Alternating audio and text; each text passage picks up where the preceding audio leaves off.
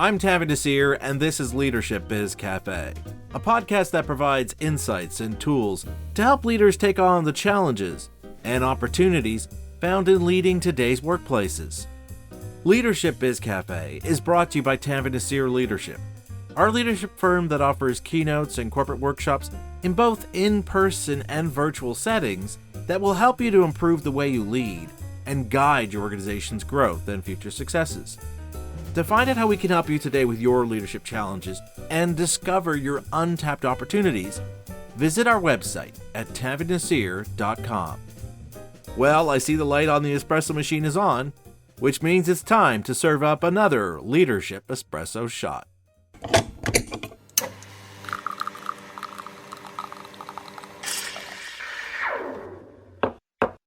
For the last couple of days, I've been working on a keynote I've been hired to give that will address the idea of how leaders can go about not just leading change in their organization, but leading impactful change, change that people want to rally around and be a part of in making a reality.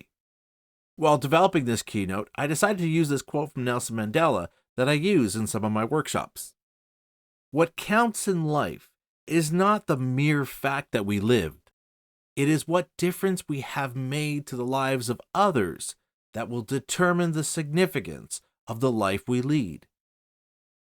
As leading today's workplaces not only becomes more complex, but is under a state of flux as it evolves due to pressures exerted by millennials and Gen Z who want to redefine the boundaries and nature of work, this quote from Nelson Mandela is becoming more pertinent for leaders to ponder and consider in terms of what is the purpose and reason behind their leadership.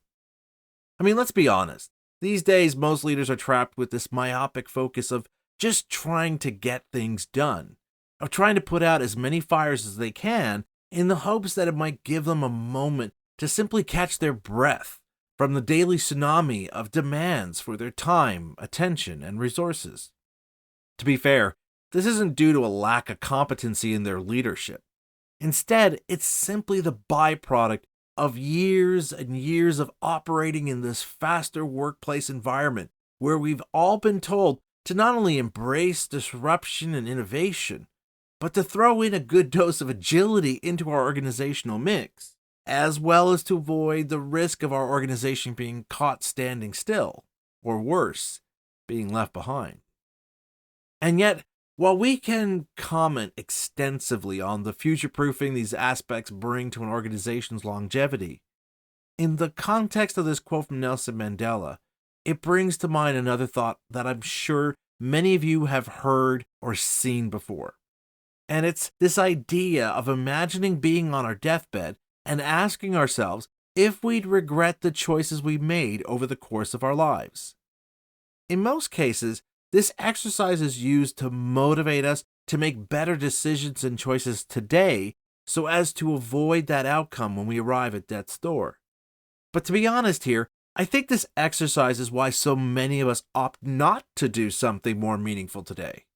After all, our lifespans are actually getting longer, with more and more people living to 100 and beyond. In fact, a few months ago, there was a news report about a senior citizen residence here in Montreal, Canada, where 20 of the people living there are now 100 years old or older. So, if we are as fortunate as these people are in having such a long stretch of time still left on our life's clock, what does it matter if today we're only focused on just getting things done? So what if we're not doing more than that? We have so many more years ahead of us to do more with our time and with our lives, that we do what we have to do today so we can do what we want to do years from now.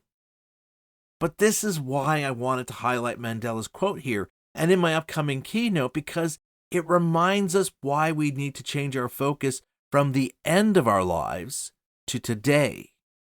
More specifically, that we have to have a greater intentionality on what we're choosing to do today, instead of putting off that choice to that proverbial tomorrow promised to us in the future.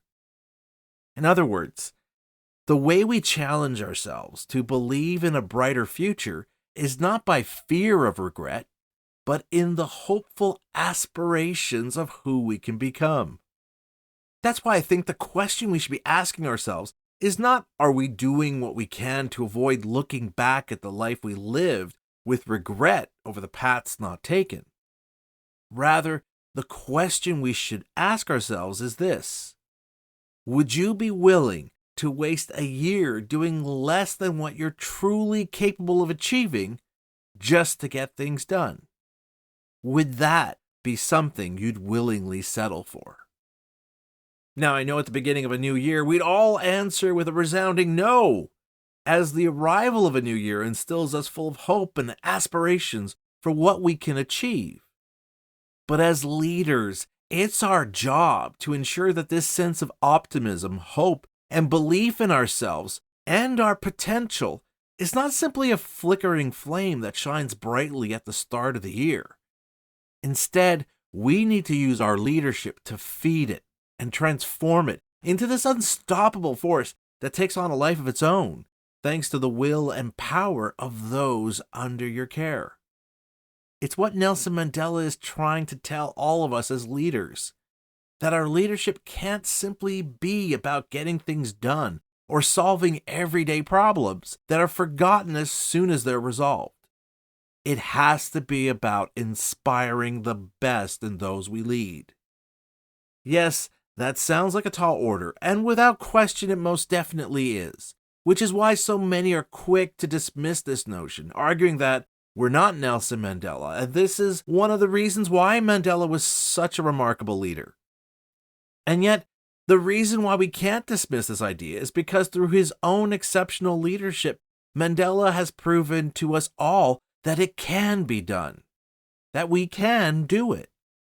Just as Viola Desmond, Martin Luther King Jr., Malala Yousafzai, Winston Churchill, and Wangari Maathai have demonstrated through their leadership as being the key ingredient that drove their success. We're not defined by the limits we face, but by how we choose to rise above them to improve the way things are. Of course, the point here is not for us to measure ourselves and our efforts against such remarkable and noteworthy leaders. Rather, the point is to recognize that what made them exceptional leaders was their willingness to use their leadership to do more than just putting out fires, of putting all their focus on the urgent at the expense of what's important.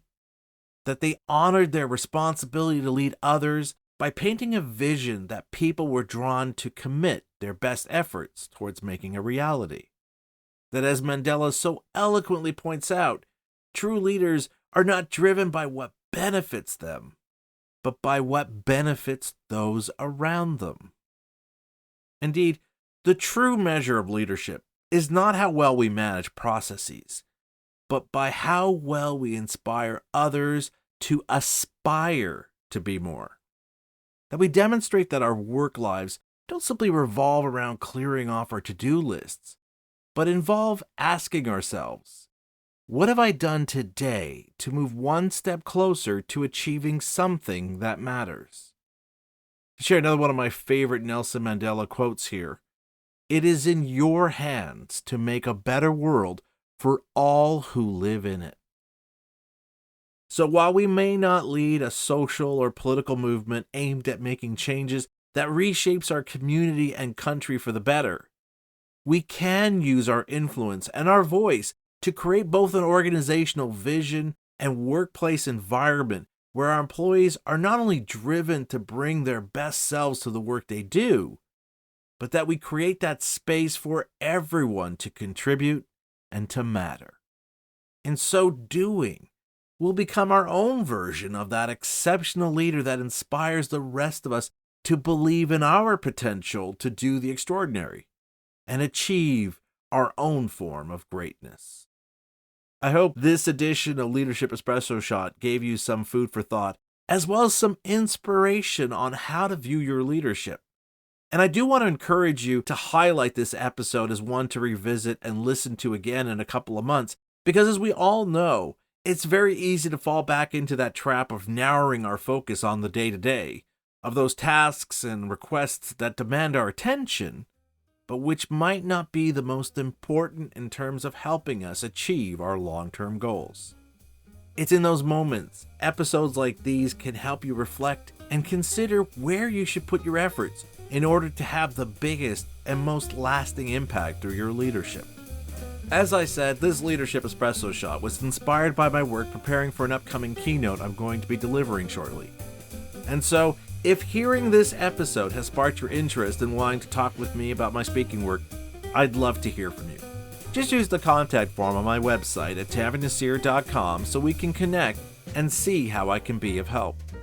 And if you enjoyed this episode, I'd be grateful if you could take a moment here to rate and review my podcast on your favorite streaming platform.